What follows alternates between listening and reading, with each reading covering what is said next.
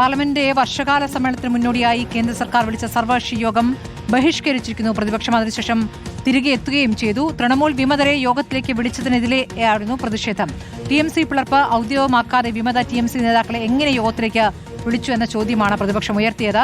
അയോധ്യ അടക്കം വിഷയങ്ങളുടെ പ്രാധാന്യം കണക്കിലെടുത്താണ് പ്രതിപക്ഷം യോഗത്തിലേക്ക് തിരിച്ചു കയറിയത്. നോബൽ മാരിക്കാരൻ വിവരങ്ങളുമായി. നോബൽ, ഒന്ന് ബഹിഷ്കരിച്ച ശേഷം പ്രതിപക്ഷം തിരിച്ചു കയറിയിരിക്കുന്നു. എന്താണ് പ്രതിപക്ഷം പറയുന്നത്? നോബൽ,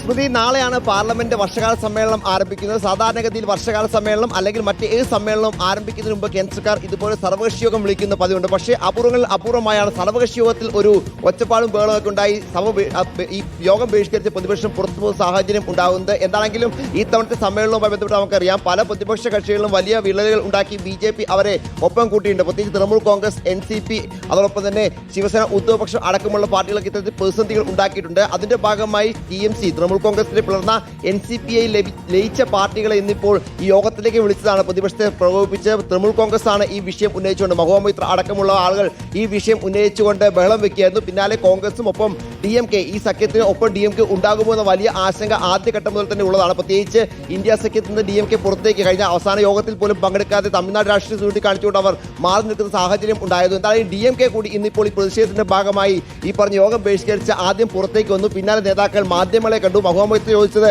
എങ്ങനെയാണ് ടി.എം.സി പിളർപ്പ് ഇതുവരെ അംഗീകരിക്കാത്ത പശ്ചാത്തലത്തിൽ ഈ പിളർന്നു പോയ ആളുകളെ ഈ സർവകക്ഷി യോഗത്തിലേക്ക് വിളിച്ചതെന്ന ചോദ്യമാണ് ഉന്നയിച്ചത്. പിന്നീട് നേതാക്കൾ മാധ്യമങ്ങളെ കണ്ട് കാര്യങ്ങൾ വിശദീകരിച്ച ശേഷം അയോധ്യ അടക്കമുള്ള വിഷയങ്ങൾ ചർച്ച ചെയ്യേണ്ടതുണ്ട്, ആ വിഷയം ഉന്നയിക്കേണ്ടതുണ്ട്. ഇത് ചൂണ്ടിക്കാണിച്ചുകൊണ്ട് വീണ്ടും ഈ പറഞ്ഞ സർവകക്ഷി യോഗത്തിന് അകത്തേക്ക് കയറിപ്പോവുകയാണ് ചെയ്തിരിക്കുന്നത്. അതാണെങ്കിലും ഈ വർഷകാല സമ്മേളനം സംഭവബഹുലമായിരിക്കുമെന്ന് ഉറപ്പിക്കാൻ നമുക്ക് ഈ ഘട്ടത്തിൽ, കാരണം നിരവധി വിഷയങ്ങൾ, അയോധ്യ അടക്കമുള്ള വിഷയങ്ങൾ ഉന്നയിക്കാൻ തയ്യാറായാണ് പ്രതിപക്ഷം നിൽക്കുന്നത്. ഇന്നിപ്പോൾ ഇതിൽ സ്വതന്ത്ര അന്വേഷണം വേണമെന്ന് ആവശ്യപ്പെട്ടുകൊണ്ട് രാഹുൽ ഗാന്ധിയും മല്ലികാർജ്ജുൻ ഖാർഗെയും ഒരേ സമയം പ്രധാനമന്ത്രി നരേന്ദ്രമോദി കത്തടക്കം അയച്ച സാഹചര്യം ഉണ്ട്. അതുകൊണ്ട് തന്നെ ഈ വിഷയമൊക്കെ സജീവമായി തന്നെ ഈ പാർലമെന്റ് സമ്മേളനത്തിൽ പ്രതിഫലിക്കും, വലിയ ബഹളത്തിലേക്ക് കാര്യങ്ങൾ പോകും എന്ന് ഉറപ്പിക്കുക. എന്താണെങ്കിലും സർവകക്ഷി യോഗത്തിൽ തന്നെ ഇത്തരത്തിൽ വലിയ പ്രതിഷേധം പ്രതിപക്ഷം ഉയർത്തിയിരിക്കുന്നു. അതിന് പിന്നാലെ പ്രതിപക്ഷം പുറത്തിറങ്ങി പ്രതിഷേധിച്ച ശേഷമാണ് വീണ്ടും ഇപ്പോൾ യോഗത്തിലേക്ക് തിരിച്ചു കയറിയിരിക്കുന്നത്. സ്മൃതി, ശരി, നോബൽ മാരിക്കാരാണ് വിവരങ്ങൾ നൽകിയത്.